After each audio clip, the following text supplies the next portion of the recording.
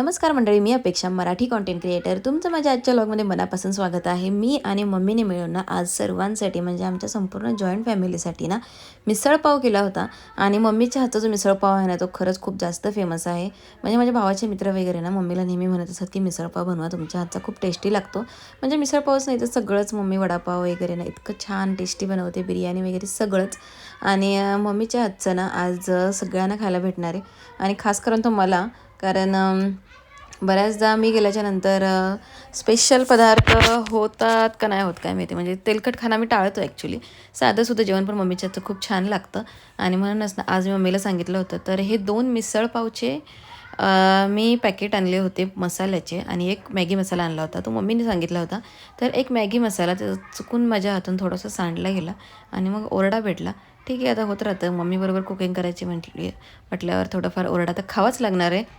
आणि आता तुम्ही बघू शकता मस्त की कांदा परतला आहे. ताजा झाडाचा कढीपत्ता तोडून आणला आहे, तो छान परतून घेतला आहे. आणि ते बेसन पीठ मम्मीने टाकलं आहे सगळ्यात आधी. आणि छानपैकी ना बेसन पीठ ना हटून घ्यायचं आहे.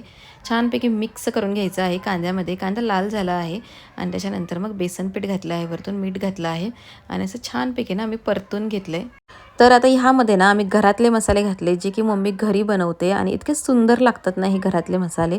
तर घरातले मसाले, त्याचबरोबर एक सुहाना मसाला आणि मिसळपाव मसाला. तर मध्ये हा आला कुकिंग मास्टर. तर त्याला आता कुकिंग करायला खूप जास्त आवडतं. हा माझा मोठा मुलगा आहे रियांश. तर तो सुद्धा आम्हाला मदत करण्यासाठी आला आणि म्हटलं कर बाबा तुला जे करायचे. कारण स्पेशल ज्या वेळेस आपण बनवत असतो ना त्यावेळेस जास्त एक्साइटमेंट ही मुलांना असते. आणि मम्मीने ते छान वाटण केलं होतं, खोबरं, आलं, लसूण आणि थोडंसं कांदा घातला होता. आणि असं छानपैकी हे जे वाटण आहे ते थोडंसं भाजलं होतं, जास्त भाजायचं नाही आहे.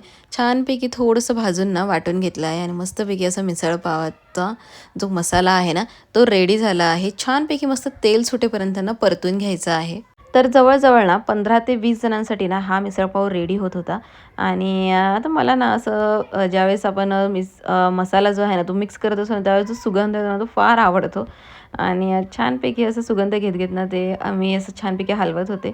आणि असं छानपैकी मस्त ढवळून ढवळून घेतल्याच्या नंतर ना तुम्ही बघू शकता एकदम छानशी तर्री सुटली आहे. आता ह्यामध्ये ना मम्मीने उकडलेली मटकी घातली आहे. मटकी ही कुकरला आम्ही कुकरच्या डब्यामध्ये उकडून घेतली आहे. आणि असं सुंदर असा हा जो मसाला आहे तुम्ही बघू शकता, खूप जास्त वेळ मी परतला. जितक्या जास्त वेळ तुम्ही मसाला परताल ना तितकी छान टेस्ट ना तुमच्या जेवणात उतरते. इथे मम्मीने पाणी गरम करून घेतले. काहीही असो, कोणताही पदार्थ असो, पाणी गरम करून घ्या. त्याच्यामुळे ना टेस्ट जी आहे ना ती कॉन्स्टंट राहते. कारण थंड पाण्याने टेस्ट कमी होते आणि गरम पाण्याने ना टेस्ट जी आहे ती तशीच राहते.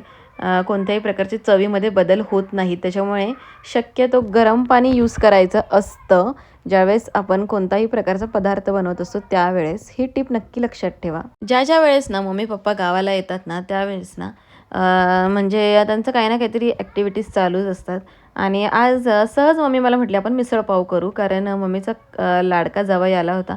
म्हणजे माझे मिस्टर आले होते मला घेण्यासाठी. तर मग म्हटलं ठीक आहे. आणि त्याच्यानंतर मग डिसाईड केलं की आपण सगळ्यांसाठीच करूया असं. आणि मग म्हटलं ठीक आहे चला सगळ्यांसाठी करूया. आणि असे छानपैकी मिसळपाव आम्ही दोघींनी रेडी करायला घेतलं. म्हणजे मी दोघींनी केलं. काही असलं तरी आम्ही दोघी करतो मिळून. असं नाही आहे की ती एकटी करते किंवा मी एकटी करते. पटापट पटापट आम्ही दोघी करतो. आधी काय व्हायचं, मुलं लहान असायची त्याच्यामुळे कसं मुलांकडे लक्ष एकाला द्यावं लागायचं आणि एक जण करायचं. पण आता मुलं मोठी असल्यामुळे ना ते त्यांचं खेळतात. फक्त अधूनमधून त्यांना जरा दम द्यावा लागतो, कारण मस्ती चालू राहते मुलांची. आणि मग आम्ही जे काय आहे ते एकत्र पटपट आम्ही कामं उरकून घेतो.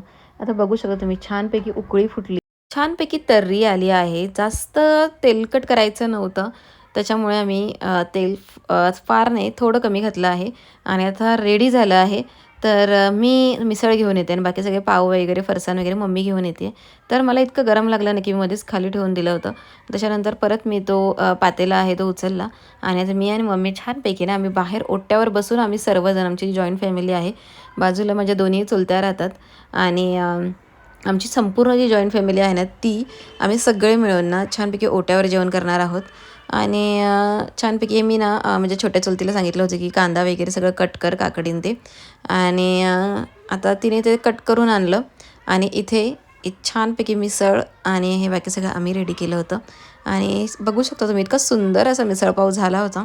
आणि एकत्र अशी मेजवानी आम्ही केली सर्वांनी. माझा भाऊ आहे, चुलत भाऊ, सख्खा भाऊ आहे. आणि आम्ही सगळ्यांनी, माझी आत्ती आलेली होती आणि आम्ही सगळ्यांनी खूप छान असं जेवण केलं. असं एकत्र कुटुंब असलं की मजा येते आणि आम्ही पहिल्यापासून एकत्र आहोत. तर व्लॉग आवडत असेल तर सबस्क्राईब नक्की करा. भेटूया नेक्स्ट व्लॉगमध्ये.